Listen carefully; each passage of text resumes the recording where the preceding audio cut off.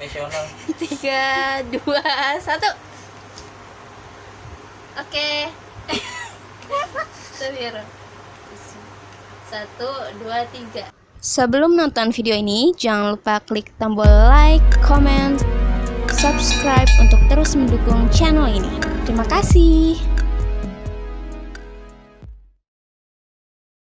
Assalamualaikum warahmatullahi wabarakatuh. Waalaikumsalam warahmatullahi wabarakatuh. Hai, hari ini gue kedatangan tamu spesial pakai telur, yaitu abang saya, mas saya, kakak saya yang ada di samping saya bernama Alfat Bagus Penuntun Elnur Indonesia. Halo. Wow. Oh. Ini podcast amatiran karena kita baru belajar. Jadi tetap didukung ya guys. Jangan lupa subscribe. Subscribe juga punya saya. Apa? Alfat Indonesia. Oke, jangan lupa subscribe karena membantu kita untuk bisa dapat AdSense. Oke. Hari ini gue mau bincang-bincang sama mas gue yang satu ini. Dia itu Pakainya aku kamu kalau di Jogja. Kalau di Jogja itu kita terbiasa halus, jadi nggak pakai kan gitu. kita anak Priuk di sini. Gimana? Jadi Ya aku, silakanlah, kamu, silakan. kita. Oke, aku. Ya udah aku. Aku. Dia ini udah terkenal banget ya di Oh, Jogja. jelas. Sombong amat. Udah kayak premannya Jogja. Kok preman Di ya Priuk. Jogja? Ya kan di Priuk preman. Di sana apa? Perimakan. Karena di sana dia tuh apa-apa pakai duit sendiri waktu kuliah ya kan. Terus biaya sendiri, dapat beasiswa dan lain sebagainya pokoknya. Nah, gimana sih caranya biar membalance antara pendidikan dan kegiatan di luar kampus? Oke. Versi Mas Bagus, Oke. Mas Alfat. Jelas ya buat apa namanya? Apa nih nama channelnya nih? Nufus Azahra. Nupus Azahra Marube Channel. Oke. No.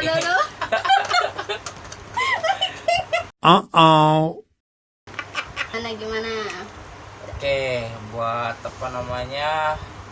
Kegiatan biar balance ya antara kehidupan di kampus sama kehidupan berprestasi kayak gitu ya. Kita harus sadar bahwa yang namanya tugas kita sebagai mahasiswa utamanya adalah belajar, mana akademik ya. Tapi di saat bersamaan kita punya tanggung jawab sosial, sehingga cara kita untuk menyalurkannya adalah lewat kegiatan organisasi. Nah, selama proses berkuliah tentu saja supaya kita nggak membuat orang tua kita ribet gitu, harus membiayai kita, ya kita harus mengoptimalkan potensi diri kita. Misalnya apa ya, kita cari beasiswa, kemudian ikut-ikutan lomba. Selain kita bisa menambah pundi-pundi keuangan yang menolong kita untuk struggle di kuliah kita kayak gitu, tapi di saat bersamaan kita juga bisa menjadi mahasiswa berprestasi. Jadi sekali mendayung 2-3 pulau terlampaui, dan alhamdulillah ya semuanya bisa berjalan dengan baik karena kita punya manajemen waktu yang cukup baik kayak gitu. Terus yang ngedorong Mas tuh buat kuliah berpendidikan tinggi. Padahal kita kan dari keluarga yang ya dulu banget tuh kita kurang mampu lah. Oh, iya. Bapak kita honorer, ibu kita ya kalau dibilang sedih lah. Oh, Tapi iya, tapi kita tuh masih semangat Wah, untuk belajar, dapat beasiswa. Gimana caranya biar kita bisa dapat beasiswa itu? Nah, pertama untuk mendapatkan beasiswa ya jelas ya kita harus mencari sebaik-baiknya informasi berkaitan dengan beasiswa yang tersedia di kampus kayak gitu. Jadi kalau misalnya saya di UGM, alhamdulillahnya kampus memfasilitasi banyak sekali beasiswa. Terlebih di UGM ya varian beasiswa itu bermacam-macam. Ada yang memang dikhususkan untuk mahasiswa berprestasi, mahasiswa yang aktivis, mahasiswa yang dari kalangan kurang mampu kayak gitu. Jadi semua itu banyak pilihannya. Nah, tinggal kita mencari kira-kira beasiswa mana yang memang kriterianya itu sesuai dengan diri kita gitu. Ya dari situ saya melihat ada 3 beasiswa yang cocok, yang sesuai dengan kualifikasinya. Ya udah saya daftar. Pertama beasiswa bidik misi, kedua adalah beasiswa rumah kepemimpinan, yang terakhir adalah beasiswa aktivis Nusantara kayak gitu. Dorongan terbesar. Dan dorongan terbesarnya tentu ya supaya kita bisa melakukan mobilitas vertikal. Kita orang susah hidup ya, jangan susah lagi dong kayak gitu. Jangan sampai seperti orang tua kita gitu. Ya enggak, harus ada Harus perbaikan, meningkat. namanya itu mobilitas vertikal. Dan guna pendidikan itu adalah melakukan mobilitas vertikal kayak gitu, dari satu titik yang biasa-biasa menjadi luar biasa gitu. Itu aja sih. Terus kan tadi katanya udah dapat beasiswa Mm-mm. LDP ya, alhamdulillah. LPDP. LPDP, maaf, suka keceplosan, salah. LPDP. Nah, itu gimana caranya biar kita bisa dapat beasiswa LPDP, Ya. bisa lolos? Kalau Dan LPDP ini lain kan sebagainya. sebenarnya beasiswanya Singkatannya diperuntukkan. dulu deh, singkatan LPDP dulu. itu singkatannya dari Lembaga Pengelola Dana Pendidikan. Itu adalah salah satu badan di bawah naungan Kementerian Keuangan yang memfasilitasi dana abadi pendidikan untuk para mahasiswa yang ingin melanjutkan studi ke perguruan tinggi di dalam negeri maupun luar negeri untuk jenjang magister dan juga doktoral kayak gitu. Nah, alhamdulillahnya saya menjadi awardee dari beasiswa LPDP luar negeri tujuan University of York di jurusan Social Policy kayak gitu. Dan saya pada saat itu lewat jurusan ini ya, atau lewat jalur Bidik misi. ini alumni bidik misi Alumni kayak bidik gitu, misi. afirmasi alumni bidik misi. Dan ya untuk mendapatkannya kita lihat ya kualifikasinya apa. Kebetulan saya tadi S1-nya dapat bidik misi, kemudian S2 ternyata ada fasilitas dari pemerintah untuk melanjutkan jenjang pendidikan. Ya udah kita maksimalkan dan alhamdulillah lolos kayak gitu tahun 2019. Nah, untuk tesnya sendiri itu ada 3 tahap. Pertama seleksi administrasi. Yang jelas seleksi administrasi itu ya kita melengkapi dokumen-dokumen yang dibutuhkan, ya terutama untuk kita bahasa Inggris kayak gitu, karena kan tujuannya luar negeri kayak gitu. Kemudian berkas ijazah, transkrip nilai, motivation letter kayak gitu. Terus kemudian proposal studi, ya intinya kurang lebih hal-hal yang sifatnya administratif. Setelah lolos administrasi, kemudian kita seleksi berbasis komputer, itu ada tes TPA dan juga tes SI on the spot kayak gitu. Nah, setelah lulus di tahap kedua masuk ke tahap 3. Tahap 3 itu wawancara kemarin kayak gitu. Biar Wajar. lulus gimana tuh? Ya kalau lolos ya pertama harus memenuhi kualifikasi kayak Iya, gitu. belajarnya Jelas. tuh gimana gitu. Ya untuk apa ya? Karena beasiswa LPDP ini menurutku cukup lengkap kayak gitu. Dia paket lengkap sehingga orang yang ingin memperjuangkannya juga banyak. Otomatis pertama ya kita harus melihat dulu kualifikasinya itu harus sesuai. Itu yang pertama. Kita kira-kira bisa masuk ke jalur yang mana sih? Karena kan jalurnya banyak tuh, ada ASN, ada TNI Polri, ada afirmasi bidik misi, ada kemudian santri kayak gitu, ada yang reguler, ada yang budi, beasiswa unggulan dosen Indonesia kayak gitu. Jadi variannya itu sangat-sangat banyak. Nah, kita harus banyak-banyak mencari informasi ya. Salah satu caranya Googling. buka beasiswa.lpdp.kemenq.go.id gitu. Itu coba teman-teman untuk cari tahu gali buku sendiri pedomannya gitu ya. ya. Itu yang Kan pertama, Kita untuk harus mencari informasi sebanyak-banyaknya kayak gitu. Itu sih. Terus cita-cita terbesar dari Mas Alfat. Aduh, kalau bilang cita-cita terbesar sebenarnya cita-cita sebagai umat muslim ya ini ya, khairun nas anfa'ahum linnas, menjadi orang yang bermanfaat bagi sebanyak-banyaknya orang lain kayak gitu. Nah, tapi di sini jangan sampai kita menjadi orang yang dimanfaatkan kayak gitu. Dalam tanda kutip ya. Ya kita itu harusnya justru menjadi bermanfaat, tapi bukan dimanfaatkan untuk hal-hal yang tidak baik kayak gitu. Jadi contohnya ya banyak lah, kita hanya sekedar dimobilisasi untuk tujuan-tujuan tertentu, kepentingan-kepentingan tertentu, tapi nggak ada benefit yang baik buat kita dan juga lingkungan sekitar kita. Nah, artinya yang paling tepat ya kita harus memberikan manfaat, dampak dengan segala potensi yang kita miliki kayak gitu ya. Jadi cita terbesarnya kalau bisa dibilang ya sebagai muslim ya harus bermanfaat kayak gitu. Tapi kalau misalnya dibilang yang eksplisitnya apa sih? Ya pengennya sih jadi akademisi kayak gitu, yang kemudian bisa atau layak disebut sebagai intelektual organik. Jadi selain sebagai seorang akademisi di kampus, kita juga mau turun ke bawah, mau kemudian bersosialisasi dengan orang-orang yang berbeda latar belakang kayak gitu. Dan kalau misalnya diizinkan suatu hari nanti ya bisa jadi kita dipanggil kayak gitu untuk untuk tujuan kebangsaan yang lebih besar, ya kita harus siap untuk ketika waktunya tiba kayak gitu untuk dipanggil kayak gitu. Itu sih. Gitu. Nah, untuk Indonesia yang lebih Apa? baik, Ya, untuk Indonesia yang lebih baik jelas. terus kasih pesan dong ke adik-adik atau teman-teman kita untuk tetap fokus belajar di masa pandemi ini. Oke, buat kawan-kawan sekalian, saya yakin pandemi ini bukan hanya menjadi menjadi sesuatu hal yang menakutkan buat teman-teman sekalian, baik orang kaya, orang miskin, orang yang jabatannya penting maupun nggak penting kayak gitu. Itu semuanya terdampak dengan adanya COVID-19 ini.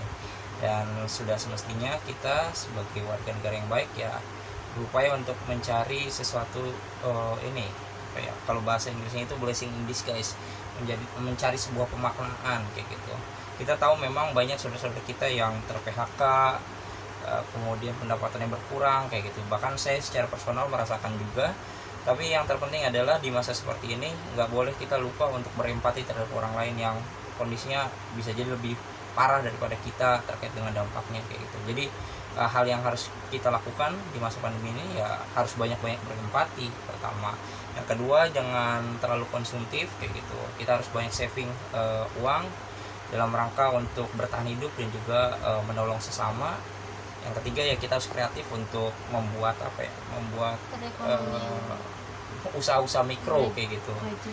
Ya, entah teman-teman berwirausaha apapun kayak gitu, yang penting halal, itu silakan dilakukan. Karena di masa seperti ini kita nggak bisa mengandalkan kepada satu porsi satu porsi pendapatan saja kayak gitu, satu sumber pendapatan. Kita harus membuka keran-keran pendapatan yang lain, dan kreativitas dari teman-teman sekalian itu saya kira sangat penting. Kemudian manfaatkan waktu yang ada untuk bercengkrama dengan keluarga, dengan sahabat di kala pandemi ini. Karena ya ini momen yang langka ya, di saat dulu kayak gitu barangkali kita susah untuk berkomunikasi dengan keluarga, dengan sahabat kayak gitu. Ya sekarang adalah waktu yang tepat kayak gitu buat teman-teman belajar dari rumah, bekerja dari rumah kayak gitu, tapi juga punya kontribusi ke rumah kayak gitu. Itu aja sih. Terus ini kan kita pernah kecil kan pasti ya. Apa yang paling Mas ingat waktu kecil? Hal paling bahagia juga hal yang paling menyedihkan gitu. Kalau hal paling bahagia jelas ranking 1 terus. Kelas 6 Dari kelas 1 sampai kelas 6, terus setiap bagi rapot dapat hadiah. Itu hal yang paling menyenangkan. Hal yang paling menyedihkan apa ya? Hal yang paling menyedihkan kayaknya Jualan. Nggak ada sih. Kayaknya iya pernah pas STM itu jualan nasi uduk, nasi kuning tuh sama nasi goreng. Terus pagi-pagi bawa 2 kardus kayak gitu, terus kakinya itu lagi naik ke bis 43 kayak gitu, tapi supirnya itu kan maunya kebut-kebutan, kaki baru separuh naik udah dikebut, celananya robek di pantat gitu. Iya, berdarah pantatnya. Apalagi di 43 itu kan banyak copet ya, sering ngeliat ya A few moments later. Oke lanjut, maaf itu ada sedikit gangguan dari tim belakang. Dilanjut ya. 43 itu kan kalau di Priuk sampai mana sih? Celilitan. Sampai Celilitan itu kan bis terserem gitu ya. Terseremnya bis karena Jepang gitu. Ya apa satu-satu ya bangkunya ya. Satu-satu nanti dikasih gambarnya. Nah itu bis terserem kenapa? Karena tiap hari Mas selalu lihat Ya copet. Pernah juga jadi korban copet dulu. Iya gitu. Dan itu setiap pagi Mas tuh kayak bangun pagi, abis itu naik 43, desek-desekan, mau jualanan, sule ya, susu kedelai tuh baru sama nasi kuning, nasi goreng. Iya, itu tuh ya Allah, udah gitu kalau waktu itu baru punya motor ya kita, Itu motor pinjam. motor pinjaman juga, nganterin saya dulu ke Kelapa Gading, abis itu baru ke sekolahnya dia Rawamangun. Jadi kayak ya Allah, bener-bener perjuangan sekolah kita tuh. Yaudah, kita kilas balik lagi ya itu tadi. Nah sekarang kan Mas sudah menikah, alhamdulillah, sudah punya anak, udah mau 2. Nah itu apa yang memotivasi Mas itu untuk menikah muda? Ya sebenarnya nggak muda-muda banget Ya ya. kan baru lulus. Ya meskipun baru lulus, tapi kan memang sebenarnya waktunya sudah cukup atau sudah pas kayak gitu untuk membina rumah tangga. Dan apa namanya, kenapa memilih menikah ya karena memang menikah kayak gitu. Karena memang kan syarat apa namanya, hukum menikah itu kan ada 5 ya. Ya kalau ngelihat ya sudah jadi sunnah kayak gitu. Sunnah untuk menikah, ya udah nggak apa-apa. Sudah siap. Ya Tapi secara kan secara finansial. secara gitu. mental siap, secara finansial dipersiapkan kayak gitu. Iya, Kan tapi buktinya kan punya belum tabungan siap-siap sendiri banget, ya. gitu kan. Tetap apa namanya, percaya kalau misalnya rezeki itu akan selalu ada kayak gitu. Ya buktinya bisa bertahan sampai Iya. hari ini kan. Yang bikin Mas kuat Apa? ya menikah di usia berapa? 24 4 tahun. waktu itu 24. Ya, 24 tahun. iya ini selain kalau Kan dulu belum pengetahuan kerja. udah kerja dulu terus malah keluar. Oh gitu. Iya, udah kerja Iya, jadi. Dulu seingat gue belum kerja. Udah kerja di RK dulu. Iya, gajinya kan nggak seberapa lah. Ya tetap bisa Terus? nabung. Ya udah.